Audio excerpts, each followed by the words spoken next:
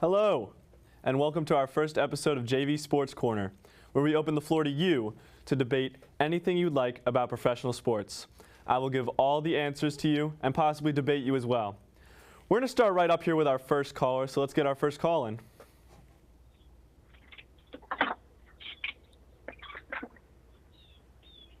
Hello? Hello? How's it going? It's going great. How about you? I'm doing great. What do you have for me today? All right. What do you think about the recent trade of Chris Paul to the Clippers, and how do you think age is going to play a factor with veteran superstars like him and Kawhi Leonard? Well, I first do want to note that it is a signing. Chris Paul was signed 1 year, I believe $19 million. Great signing. The Clippers as a whole were very solid last year. They really had it all together as a whole. James Harden, Ivica Zubac, all of those guys were really a well-oiled machine. As this offseason has progressed, though, all of their signings were all veterans. Bradley Beal, who was absolutely atrocious for the Suns, got signed to the Clippers. Nobody wanted him. And now Chris Paul, who I might add, for a man who is so great but is known for having no rings, to leave the Spurs, who are thriving with Wemby, Stephon Castle, now Dylan Harper, De'Aaron Fox. They had a legitimate chance at a ring this year to go to this retirement home with Kawhi Leonard, who's still amazing, but not anywhere near his prime. Yes, very great. And Bradley Beal's averaging about 17 points per game, and do you think he'll carry that on to the Clippers? Well, Bradley Beal, here's the thing about Bradley Beal. You can look at the stats all you want. You can look at the stat line right there. 17 points is solid for someone of that age, but if you really watch the games, it's sometimes a pain. It's an eyesore to watch Bradley Beal step on the court. Not what he used to be. Not whatsoever. Wizards Bradley Beal, that's a whole different story. That man was a legend. Same with, but you can say the same. This isn't Rockets James Harden. This isn't. Of course. But he's this still isn't great. Hornets Chris Paul. This isn't Spurs Kawhi. These guys are not anywhere near their primes. Don't get me started on Spurs Kawhi. What was that? Don't get me started on Spurs Kawhi. Well, Spurs Kawhi was one of the best. Top 20 of all time, I might add. Of course. I'd say top 10. I don't know about all that. But to have all these guys in here, all these veterans who are due to retire soon, I believe this is Chris Paul's last year. Bradley Beal could be winding down. James Harden, if he starts getting worse, could be winding down. And the worst part is they have no picks. Over the next 9 years, the Clippers are sprinkled in with about 5 or 6 first-round picks. They are absolutely, to put it frankly, cooked as a whole.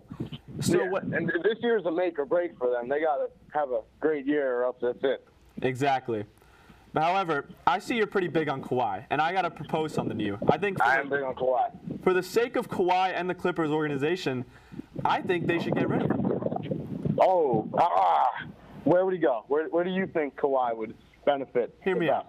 It's not about, Kawhi benefiting is in being in a winning organization that the Clippers just cannot be right now. No, he's a team player. He can go anywhere and change everyone around him. He's one of the best well-rounded players of all time, in my opinion. He's not even the best on that Clippers team right now. James Harden 100% carries that team, I would say. As of right now, not all time. We're not talking all time. What are we thinking about the recent 2023 season, Kawhi, though? He was MVP numbers. What year is it? What year is it, though? We're not in that 25. anymore. It is 25. I mean? Yep. So to give up Kawhi, get some younger stars. Greatest place to go right now, the Utah Jazz. The Utah Jazz, and I might actually, if needed, speak about this later. They have Ace Bailey, Walter Clayton Jr., who just won the entirety of college basketball, and R.J. Lewis from St. John's. 3 amazing rookies that the Clippers desperately could use. Obviously, I'm sure you're, as a Kawhi fan, you wouldn't really want to see him on the Jazz. No, not at all. For the sake of the Clippers, though, to have him there would be so amazing. To have one of those rookie guys to step up, especially Ace Bailey, who seemed rather discontent with his place in Utah, to have him over there in LA. I would be too. Well, yeah, Utah isn't exactly in the best place right now. But overall, you just got to get rid of one of those vets. Even if James Harden just got re-signed, so it's unlikely. But even to put James Harden in that conversation, just somebody, get rid of somebody so you can start thinking about the future. Because frankly, I don't see any of that in LA. Yeah, from a Clippers fan standpoint, you might want to drop a couple players, get some young talent in there. Of course. Well, thank you so much for calling. Of course. All right. All right. Thank you. Thank you. All right. That was our first caller. Amazing guy.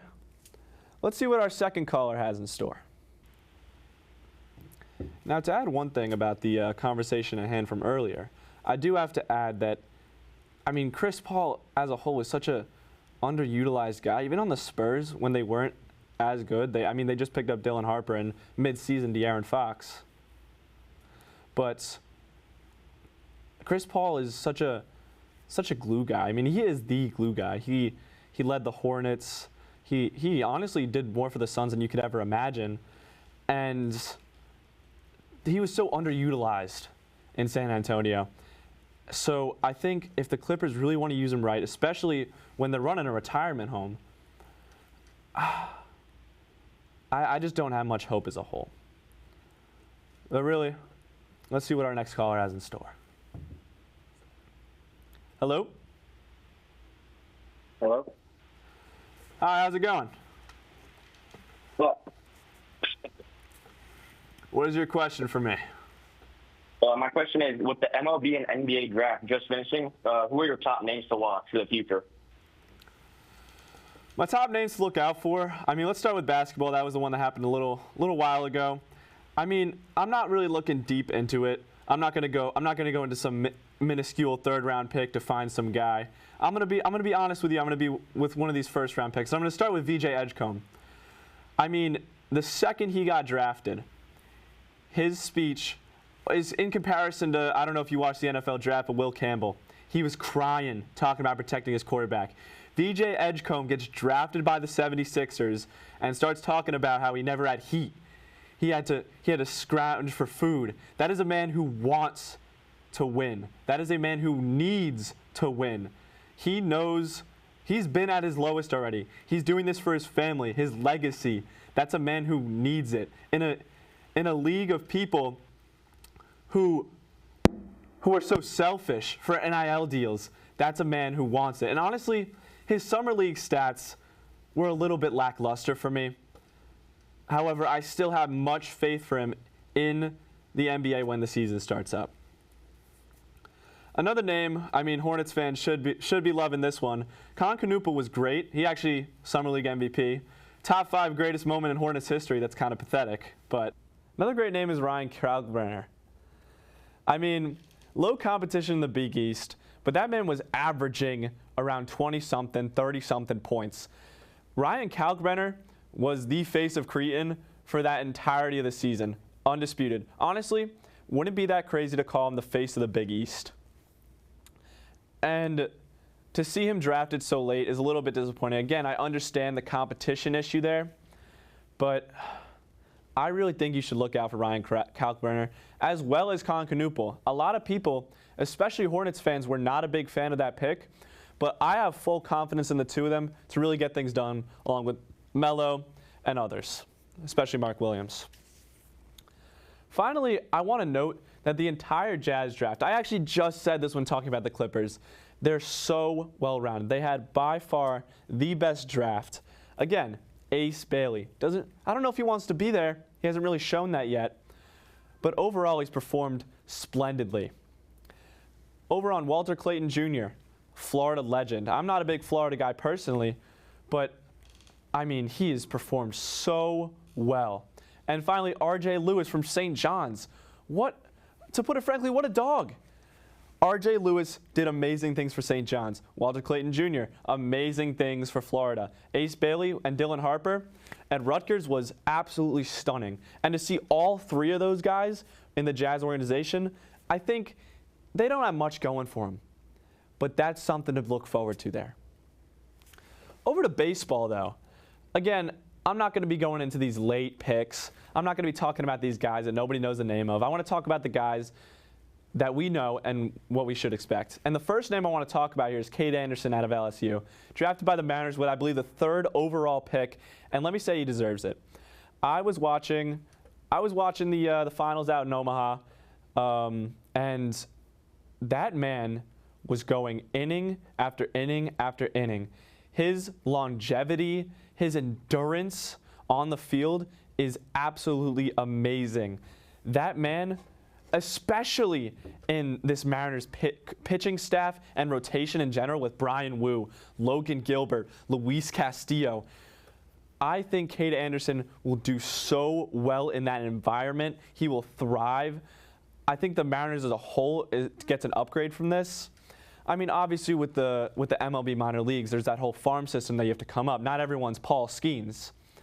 But honestly, with guys like Paul Skeens and Jacob Mizorowski that we're seeing these new guys come up with that high velo and all that, to see a guy like Cade Anderson is refreshing to me.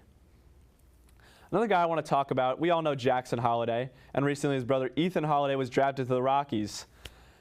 And what I have to say is there are some organizations, most organizations that are not as good, have an improvement from getting players. And that might sound obvious. For example, the Titans drafted Cam Ward this year. The Titans are now improved by Cam Ward. But in some specific organizations, it's not even that the player improves the team. But in these scenarios, such as Ethan Holliday, the Rockies, I feel that he's being depleted of his potential greatness by the fact that he's in the Rockies organization. Quite similar to the Wizards. I mean, people like Jameer Watkins being drafted to the Wizards, that really just tanks their entire career. But for Ethan Holliday, I watched his high school tapes. I looked at his stats. If the Rockies farm system does him right, that man could be the face of the Rockies in 5 or 6 years, 6 or 7 years. But overall, I don't have much faith in the Rockies farm system to bring him up. But from raw talent that we saw out of high school, that man has some potential. Now, one more MLB player that I do want to talk about, and this is the last one for this, is Jake Bauer. He wasn't even drafted to the MLB, but I want to talk about him. That man was throwing 103 in high school. Can you believe that? 103 miles an hour out of high school. He signed to University of Virginia. The coach ended up moving to Mississippi State, so Jake Bauer moved along with him. And he decided not to partake in the MLB draft, even though many teams did want him. And honestly, I think it's the right move. I think Jake Bauer, as of right now out of high school, with these average high school coaches, he is throwing 103 miles an hour with command. Let's get that in our heads right now. That man can choose where he puts the ball at any given time, and he throws it at 103 miles an hour. You give him another 2, 3, 4 years at Mississippi State with proper college coaching, and that man will be a hitter's worst nightmare in the MLB. And that is a promise. You'll be hearing the name of Jake Bauer across the country in less than 10 years. However, that is all I have. Those are all my big names for those guys. Thank you so much for calling. And yeah. If we could get our next caller in, that'd be great. Hello? All right, hello. How's it going? I'm doing good. All right, so I just have one question. In your opinion, how would Dame Lillard signing affect the Blazers and the Bucks? Dame Lillard. I mean, there's so much I have to say about this. I mean, huge win for the Blazers, to put it shortly. I mean, to get their greatest player of all time. And I'm going to say it. It's not Bill Walton. It's not Clyde Drexler. Damian Lillard is the greatest Blazer of all time. And when he left for the Bucks, he left because he wanted to be in a winning organization. Did he get that? More than he would have gotten on the Blazers, you know? But I think for him to come back, to jump ship, was the right move. I have a lot of faith in the Blazers. I mean, they just lost Anthony Simons, which I'm very disappointed about. As a Knicks fan, it's hard to love somebody so dearly as Anthony Simons just to go to my rival team. But you also have Deni Avdija, who is a stellar player, might I add. I mean, you trade for Drew Holiday in that Celtics trade. You have Deni. You have Dame now. This is not the same Blazers team whatsoever. I mean, I honestly have faith that they can make the playoffs. That might be a little tenacious to say, but I have a lot of faith in this Blazers squad to get the job done. On the other side of things, however, the Bucks are in a rough spot. I mean, it's really, to put it, it's Giannis Antetokounmpo and friends. Because who else is on that team? Miles Turner? Where's he been for the Pacers? When Tyrese Halliburton and Pascal Siakam were scoring all those points in the playoffs, what was Miles Turner doing? He was doing jack. He wasn't doing anything. I mean, they have a bunch of other role players. I mean, Jericho Sims, former Knick. Love Jericho Sims. Kyle Kuzma hasn't performed in a little while. Would love to see him. I loved him on the Wizards. If I'm Giannis, and this has been in talks for a very, very long time, if I'm Giannis, I'm jumping ship with Dame. I don't think there's anything in this Bucks organization that's left for him. I mean, he got his chip. He's got his place in greatness. He's got his MVPs. It's time to move over to a better organization. Honestly, another one for me, we just talked about it, the Spurs. We can go to the Knicks. Not as good of a team, but even the Nets could use him. Anywhere where he can thrive a little bit better. Because what's going on with the Bucks right now, there's nothing for him. There's nothing left for him. These guys need to go through their rebuild. They need to lose Giannis, deal with the fact that they're left with Kyle Kuzma, Miles Turner, and all those others, and start rebuilding from there. Because for the sake of Giannis, for the sake of the Bucks organization, Dame saw it himself for his sake. Overall, everybody just needs a fresh restart on that. But overall, I think the best way to describe it is I could see their two positions being flipped. I mean, the Blazers, I don't even know if they had a winning record this year. The Bucks were in the playoffs. They were first-round exits to the Pacers. I did have them winning, actually. I was not expecting the Pacers to be as good as we all saw.